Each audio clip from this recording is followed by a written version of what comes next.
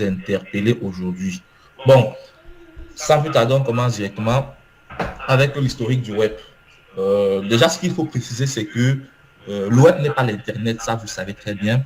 Et au tout départ des années 1990, si mes souvenirs sont bons, le web est né. C'était au début des années 1990. On a ça à la naissance du web. Et à cette époque-là, c'était ce qu'on appelait le web, ce qu'on appelle aujourd'hui, autant pour moi, le web 1.0. Le web 1.0, c'est quoi? Le web 1.0, il s'agissait simplement de l'accès à l'information. Oui, donc ça permet aux gens simplement depuis chez eux de consulter des informations sur des sites et de quitter d'une page à une autre en cliquant sur des liens. Également aussi, on pouvait télécharger des documents en cliquant sur les liens. Dans quelque sorte, c'était un web qui a juste permis l'accès à l'information de n'importe où avec des liens hypertextes et des simples sites vitrines. Ça, c'est essentiellement pour ce qui est du web 1.0. Et on avait affaire rien qu'aux technologies HTML et CSS. C'était vraiment très basique. Du HTML, du CSS, dans des pages HTML, on pouvait incorporer des images. D'ailleurs, je crois que vous avez encore certains sites qui sont bâtis toujours de cette façon-là. Lorsqu'on veut généralement, par exemple, présenter, je sais pas, rien qu'une simple information, vous avez créé, par exemple, un bootcamp comme celui-ci et vous aimeriez bien avoir une page où les gens vont aller lire exactement ce que vous allez faire et tout et tout. Là, c'est vous mettez sur pied un simple site vitrine et c'était ça le web 1.0. Après le web 1.0, nous sommes passés au web 2.0. Le web 2.0, lui, il était beaucoup plus technique que ça. Pourquoi? Parce que le web 2.0 maintenant a permis de connecter les gens. Et ça a favorisé l'avènement des réseaux sociaux. Avec le web 2.0, on a pu avoir accès à Facebook, on a pu avoir accès à YouTube, on a pu avoir accès à WhatsApp, à Twitter, tout ce que vous voulez. Donc c'était beaucoup plus un web d'interaction. Avec le web 2.0, contrairement au web 1.0, l'utilisateur n'avait plus simplement un rôle passif, c'est-à-dire ne venait plus simplement consulter, mais il venait aussi interagir. C'est pourquoi on dit qu'il a permis de connecter les gens. Avec le web 2.0, par exemple, je peux déposer un like sur un article de blog. Je peux, si mon ami X a publié un truc sur YouTube ou sur Facebook, je peux commenter et lui peut réagir à mon commentaire. C'est essentiellement ça la particularité de ce web-là. Et sur le web 2.0 apparaît au début des années 2000 et ça constitue vraiment une véritable révolution dans le monde technologique parce que ça, comme je disais tout à l'heure, ça a permis de connecter les gens.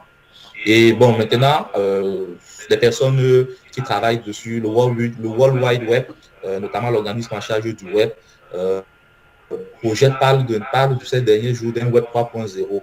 Bon, c'est vrai que de l'avis de certains experts, le web 3.0 n'est en réalité qu'un terme marketing. Mais bon, la littérature que vous allez trouver là-dessus parle d'un web 3.0, comme en fait le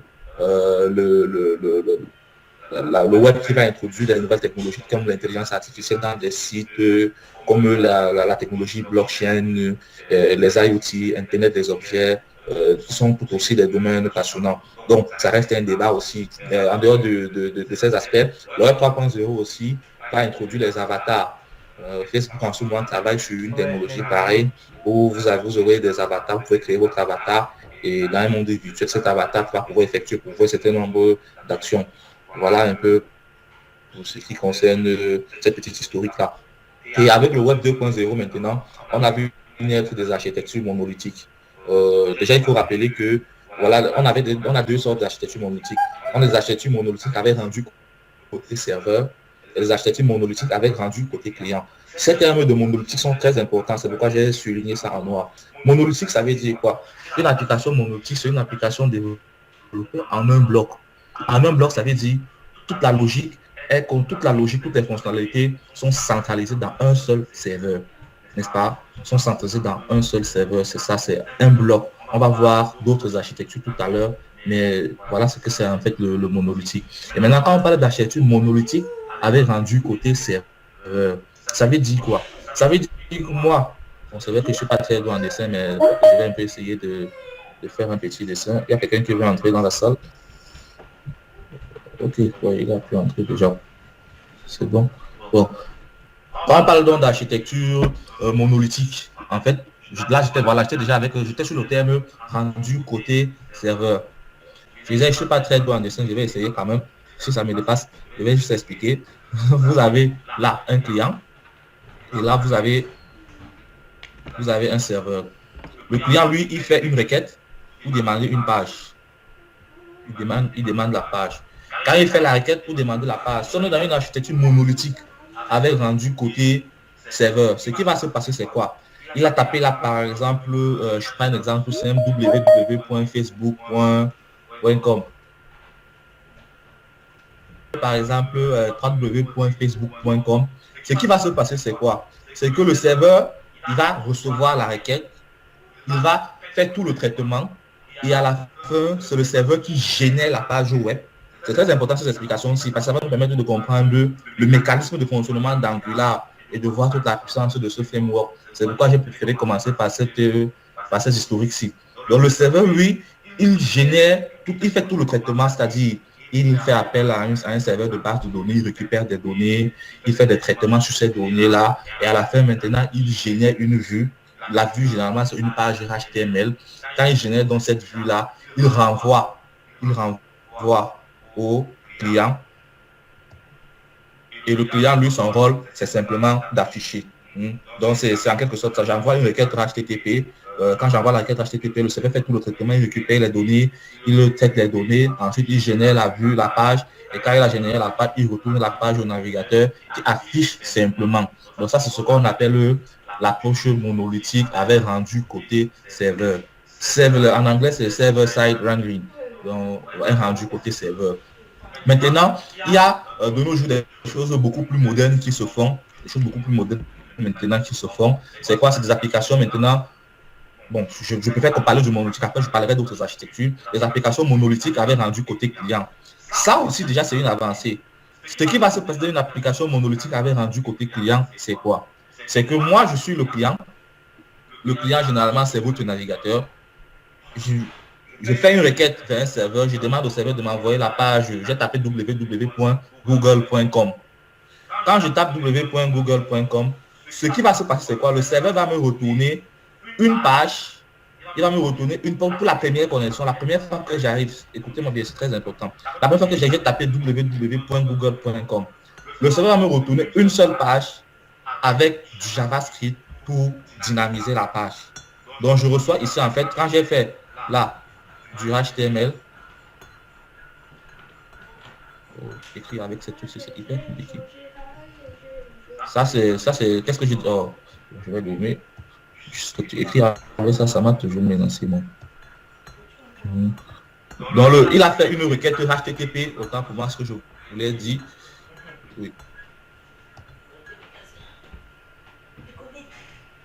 Lui, maintenant, ce qu'il fait, c'est qu'il va lui retourner du HTML plus du JavaScript.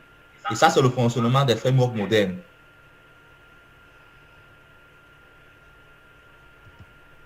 Il lui retourne du HTML plus du JavaScript. La particularité de cette approche, c'est quoi?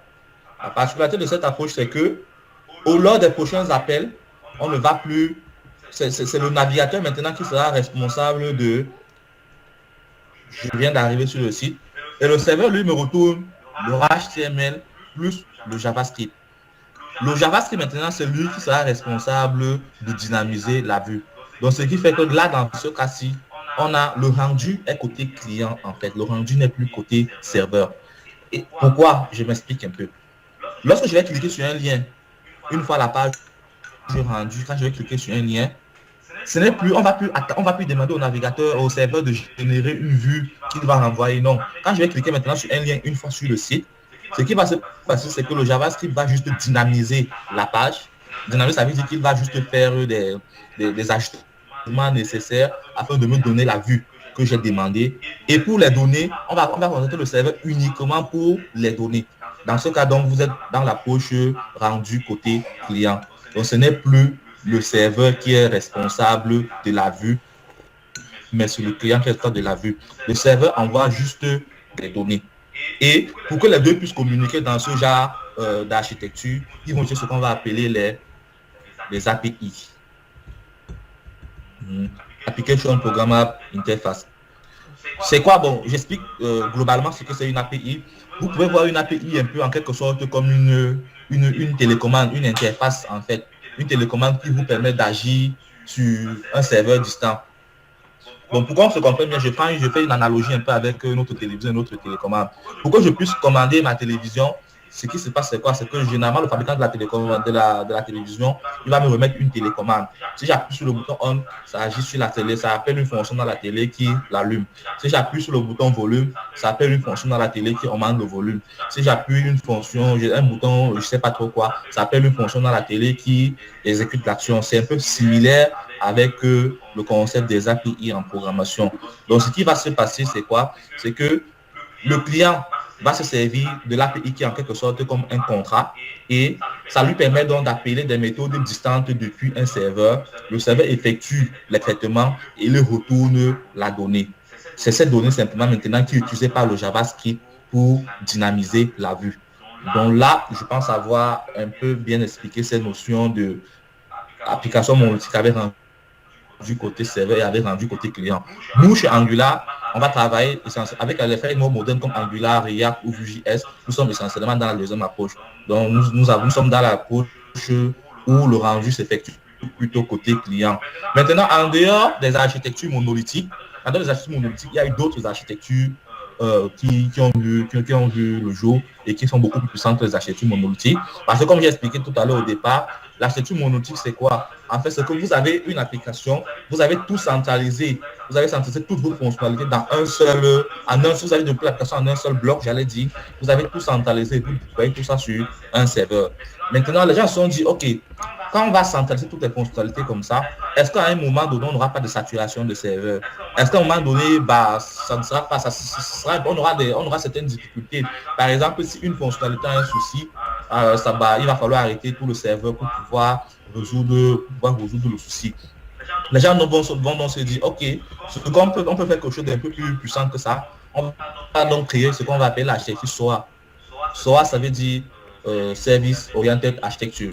Donc, en français, c'est une architecture orientée service.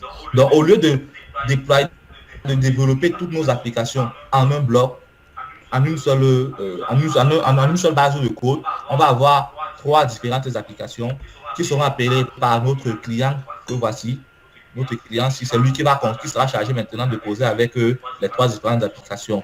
Bon, en gros, je prends un exemple banal d'une application comme WhatsApp pour bien expliquer. WhatsApp a 3 fonctionnalités phares. Il y a la fonctionnalité de message, la fonctionnalité de statut et la fonctionnalité d'appel. Bon, après, ce que j'explique, c'est juste à des fins académiques. C'est pas forcément comme ça que WhatsApp va architecturer son application. Un truc de WhatsApp, ça peut être de se dire, voilà, on va développer la fonctionnalité de message à part. C'est une base de code qu'on va déployer dans un serveur. On va développer la fonctionnalité de statut à part. C'est notre base de code qui sera gérée par notre développeur qu'on va déployer dans un serveur. Et on va déployer la fonctionnalité d'appel à part. C'est une autre fonctionnalité aussi qui sera déployée dans notre serveur qui utilise une technologie assez différente. Voilà un exemple. Maintenant, la puissance de ça, c'est quoi? La puissance de ça, c'est que si la fonctionnalité de message a un problème, c'est plus facile pour nous de résoudre la fonctionnalité de message sans que les utilisateurs ne s'en aperçoivent, parce que les utilisateurs, par exemple, ne pourront pas envoyer ces messages puisqu'il y a un souci, mais ils vont continuer à appuyer des statuts, ils vont continuer à effectuer des appels. Et l'autre avantage de ça, c'est quoi? C'est qu'on peut se rendre compte que la fonctionnalité de message, c'est la fonctionnalité la plus utilisée. Au lieu de dire que si on est dans une architecture monolithique, ce qu'on va se rendre compte, ce qu'on va faire lorsqu'on a un trafic intense sur le serveur, c'est qu'on va dupliquer ce serveur-ci en plusieurs serveurs. On va utiliser là un équilibreur de charge. On va dupliquer ça en plusieurs serveurs. On va utiliser un équilibreur de charge qui sera chargé de balancer les requêtes sur chacun des différents serveurs. Voilà en fait ce qui va se passer dans l'architecture monolithique. Ça présente un inconvénient. Pourtant, si on est dans l'architecture orientée service, par exemple, ce qu'on va faire simplement, c'est quoi? Puisqu'on a identifié que c'est la fonctionnalité de message qui a plus de pics, c'est rien que cette fonctionnalité qu'on va dupliquer. Ça représente un peu un coût en termes d'infrastructure et même aussi en termes financiers, parce que plus vous démarrez des serveurs, il faut les gérer, il faut les sécuriser, et ce qui aussi en termes de budget parfois, ça nécessite un peu beaucoup de sous, quoi. Donc voilà un peu l'un des 2 avantages. Il y en a plusieurs que vous allez découvrir dans la littérature. Maintenant, on va après l'architecture orientée service qui présente aussi certaines limites. Elle présente certaines limites. Pourquoi? On va en parler avec le prochain type d'architecture qui est l'architecture basée sur les microservices. Donc, les gens se sont dit après l'architecture soit orientée service, on se dit ok, c'est déjà quand même pas mal. On a quand même pu faire des choses intéressantes. On a séparé les différents services, les différentes fonctionnalités de notre application. Chacune de ces fonctionnalités est développée à part une base de code séparée et déployée dans un serveur bien spécifique. C'est déjà pas mal. Mais après, maintenant, alors, il y avait un problème de coordination de tout ça. C'était pas évident l'orchestration de tout ça. On va donc faire quelque chose de beaucoup plus puissant en mettant sur place ce qu'on appelle l'architecture microservice. C'est l'architecture que vous verrez dans la plupart des cas de nos jours. Et c'est l'architecture utilisée par la plupart, par presque toutes, pour ne pas dire la quasi-totalité des applications modernes que nous utilisons. Netflix, LinkedIn, Facebook, Tinder, TikTok. Toutes ces applications sont basées sur l'architecture en microservices. Dans l'architecture en microservices, ce qui va se passer, c'est quoi? C'est qu'on va toujours, comme dans l'architecture SOA, on aura toujours plusieurs serveurs. Ça, c'est S1. On a appelé ça S1. On aura toujours plusieurs serveurs. Et bon, là, on va dire que ça, c'est S2. Oui. Et là, on va parler d'un troisième serveur qu'on va appeler S3. Hop. 3 est compliqué. On aura toujours plusieurs serveurs comme dans l'architecture orientée SOA. Mais la particularité de cette architecture, c'est quoi? La particularité, c'est que on va ajouter en plus de nos services, de nos différents microservices. Je rappelle qu'un microservice sera responsable d'une seule fonctionnalité et sera développé par une équipe indépendante avec une technologie ou un langage au choix. Mais en plus de ces différents services-ci, ça peut être par exemple le service de... Ça peut être par exemple S1, peut être par exemple le service chargé des messages, pour prendre notre exemple de WhatsApp. S2 peut être le service chargé des appels vidéo. S3 peut être le service chargé des statuts. En plus de ces services, on va ajouter deux autres services hyper importants dans l'architecture en microservices. On va ajouter un service qu'on va appeler généralement la gateway, c'est le proxy. La gateway, en fait, va nous permettre de centraliser tous les appels. Donc la gateway sera quelque part là. Oh, j'ai oublié que j'avais un peu d'activer là-bas. Voilà. La gateway en fait sera quelque part là. Ça sera quelque part là. Le navigateur, lui, quand il fait la requête, je mets G pour signifier gateway. Quand le navigateur, lui, fait la requête, ce qui se passe, c'est quoi? C'est que la requête, elle passe d'abord par la gateway. Et c'est la gateway donc maintenant qui est responsable d'acheminer l'appel vers le microservice concerné. Et comment est-ce que la gateway le fait? Il y a aussi un autre microservice qu'on va ajouter qui va s'appeler le microservice d'enregistrement, en anglais registry. Registry. Bon, c'est le dessin, hein. Ouais. En anglais registry. Donc lorsqu'un microservice démarre, il va s'enregistrer auprès de celui-ci. Quand un microservice démarre, il s'enregistre auprès de celui-ci du registry. Et quand il s'enregistre auprès du registry, c'est qu'il lui donne son adresse IP, son numéro de port. Ce qui fait que quand le mec, si le client, lui, il veut par exemple récupérer les messages d'un utilisateur, il envoie sa requête qui est récupérée par la gateway. La gateway maintenant contacte le registry. Ils enregistrent que bon, donne-moi l'adresse IP, le numéro de port de tel service. Le registre, lui, va lui retourner toutes les instances. Donc, c'est-à-dire l'ensemble des adresses IP, l'ensemble des numéros de port de chacun des microservices concernés par le message. Puisque généralement, dans cette architecture, on peut démarrer un service en plusieurs instances. Si vous avez des questions ou si des choses sont floues, n'hésitez pas à m'interpeller. Hein. C'est ça l'objectif, en fait, c'est qu'on échange. Donc là, parce qu'avec des questions, ça va me permettre d'aborder certains aspects que je peux avoir oubliés. Donc, en fait, c'est ça. Le registre va lui remettre donc l'ensemble des adresses IP, numéro de port du service demandé. Quand on lui remet donc ça, la gateway qui est en quelque sorte le proxy, il contacte donc le monsieur et il lui dit ok, voilà, j'ai pu te retrouver, envoie-moi les messages de tel utilisateur. On lui envoie les messages et lui il envoie juste les messages au front. N'oublions pas, nous sommes dans cette approche, nous sommes dans l'approche avec rendu côté client. Donc on envoie les messages au front. C'est le front maintenant lui qui fait quoi? Le front, maintenant, lui, il reçoit la donnée, il se sert du JavaScript que le serveur l'a envoyé à la première demande, le serveur du front l'a envoyé à la première demande, il se sert donc de ce JavaScript pour dynamiser une vue. Tout ça, ça se passe dans le navigateur. Et les navigateurs, donc maintenant, tous les navigateurs embarquent un interpréteur JavaScript. Bon, le plus célèbre qui est utilisé par Chrome, en fait, c'est V8, en fait, le célèbre V8 open source de Chrome, qui est un interpréteur. Bon, on en parlera quand on va parler de Node.js, en fait. Donc, c'est ce qui va se passer, en fait, dans cette architecture. Elle est beaucoup plus moderne que l'architecture SOA. Parce que l'architecture SOA, vous vous rappelez, on n'avait pas de registry, on n'avait pas de gateway, on avait juste des microservices. Et la particularité de ceci, c'est que le service S1 peut être développé en Python, le service S2 peut être développé en Java, le service S3 peut être développé, je ne sais pas, en Go ou en Scala, comme vous voulez.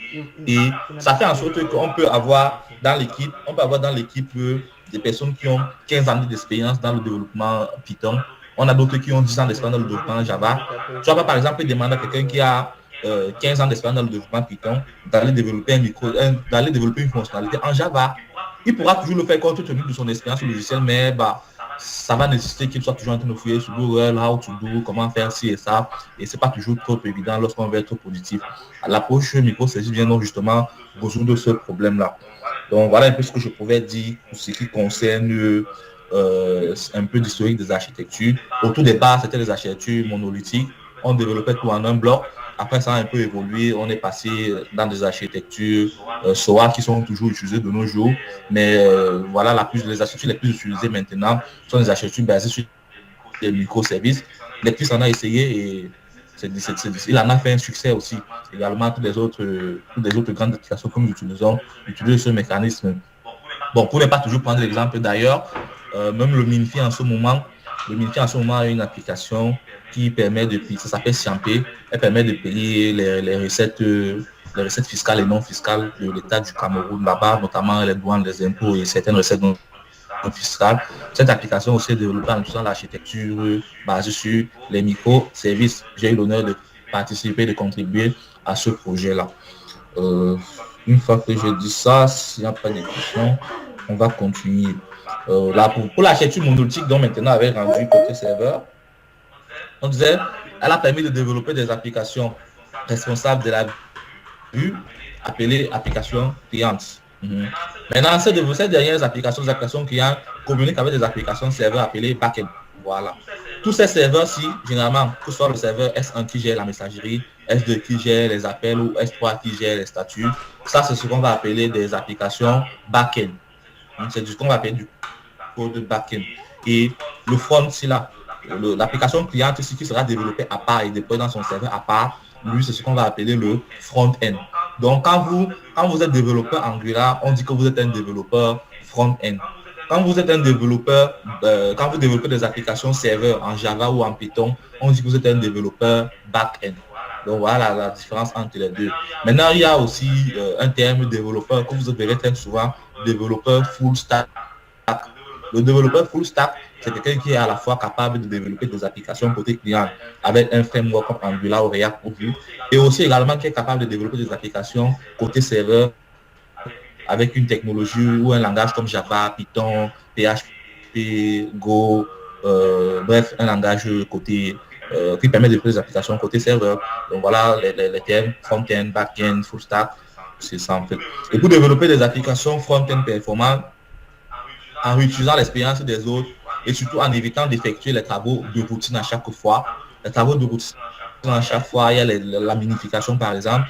La minification, c'est quoi? C'est que vous avez des fichiers, par exemple, JavaScript ou CSS. Généralement, dans vos fichiers, vous avez, quand vous êtes en phase de développement, quand vous avez des commentaires, des choses que vous avez commentées, vous avez des espaces forcément entre deux instructions. Vous avez tout un tas de choses qui font en sorte, les plus principales étant justement les commentaires et les espaces, qui font en sorte que votre fichier peut peser un peu plus que ce qui est prévu, quoi, à cause de ces espaces là qui sont aussi comptabilisés, à cause de ces commentaires là aussi qui sont comptabilisés. Et il y a donc ce qu'on appelle la minification. La minification aura pour rôle de supprimer les commentaires et également aussi de supprimer tous les espaces dont on condense votre code en un bloc.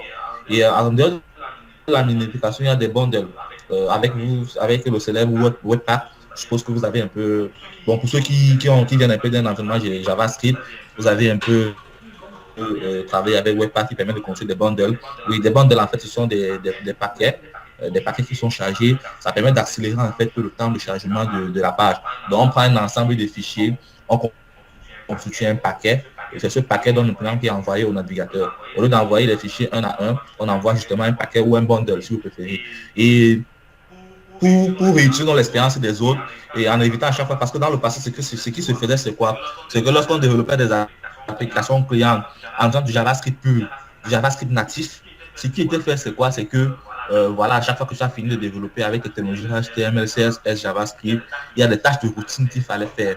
La minification, les bundles et tout ça. Et parfois même aussi, si tu as besoin de développer une application web progressive, on reviendra sur ce thème tout au long de la formation. Tu as besoin d'introduire des choses comme les service workers, et c'était pas toujours ça, c'était un travail de routine en quelque sorte qu'il fallait faire. Non seulement c'est la routine, mais parfois aussi il peut être sujet à des erreurs. C'est donc pour ça donc que les gens vont s'asseoir, ils vont dire ok, on va donc créer un framework. On va donc créer un framework, oui, tout à fait, et en utilisant la technologie JavaScript. Et ce framework donc va déjà introduire plusieurs aspects de routine que nous faisons au quotidien pour notre travail de développeur. En gros, j'aime bien, pour expliquer la notion de framework, j'aime bien faire un peu l'analogie, parce que les gens me demandent très souvent, quand j'étais encore enseignant là-bas à Polytechnique de Douala, les gens me demandaient très souvent, prof, c'est quoi la différence entre un framework et une bibliothèque? Ça, c'est une question qui revenait très souvent. Déjà, pour l'expliquer, bon, il y a des définitions que vous trouverez sur Internet, mais pour qu'on se comprenne simplement, j'aime bien faire l'analogie avec une penderie. Voilà, lorsque vous avez une penderie, vous venez simplement, la penderie a des compartiments. Et dans les compartiments, ce que vous venez faire, c'est quoi? C'est que vous rangez juste vos habits dans différents compartiments. Vous avez bien évidemment aussi la possibilité aussi d'ajouter vous-même vos compartiments. Donc le framework sera en fait quoi? Le framework en fait, c'est un peu, il vient résoudre un problème. Le problème c'est que je veux ranger mes habits quelque part. Et comme je veux ranger mes habits, les gens m'ont dit que ok, Yvan, pour ranger tes habits, voilà déjà une penderie qui contient des compartiments. Voilà le bois à côté, voilà le clou, voilà le marteau. Range juste les habits dans ce compartiment. Maintenant, si les compartiments ne suffisent pas, prends le bois, prends le clou et ajoute toi-même tes compartiments pour pouvoir personnaliser comme tu veux, faire ce que tu veux.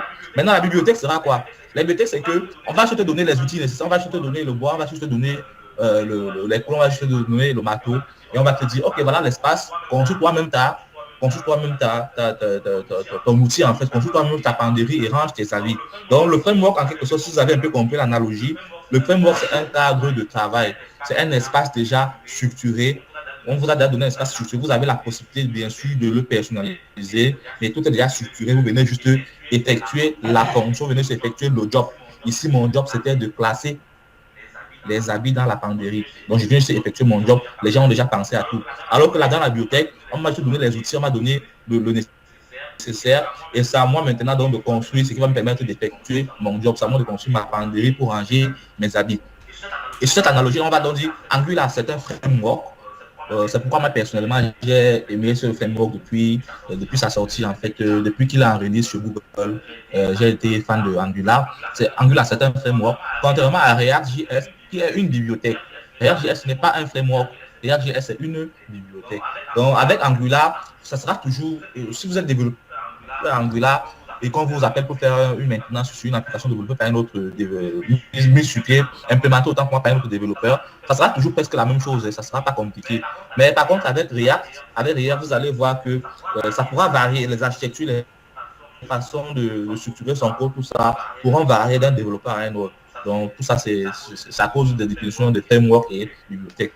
Donc je pense avoir pris la bonne analogie pour que vous compreniez. Il y a aussi, il faut penser qu'Angular est soutenu par Google. Au tout début, Angular, c'était une start-up. Ils ont mis sur pied la première version qui s'appelait AngularJS. Si mes souvenirs sont bons, c'était en 2016. AngularJS est sorti. Et par la suite, maintenant, cette start-up a été rachetée par Google. Et ils ont redéveloppé Angular. Et quand ils ont redéveloppé Angular, ils ont changé complètement la façon de développer d'AngularJS. Et on est passé dans ce qu'on appelait Angular 2. Donc, ça ne s'appelle plus AngularJS, mais Après, à partir de la deuxième version, on a supprimé le terme JS et vous allez voir maintenant Angular 2. Après Angular 2, on a eu Angular 14, Angular 4, autant pour moi, il n'y a pas eu d'Angular 3.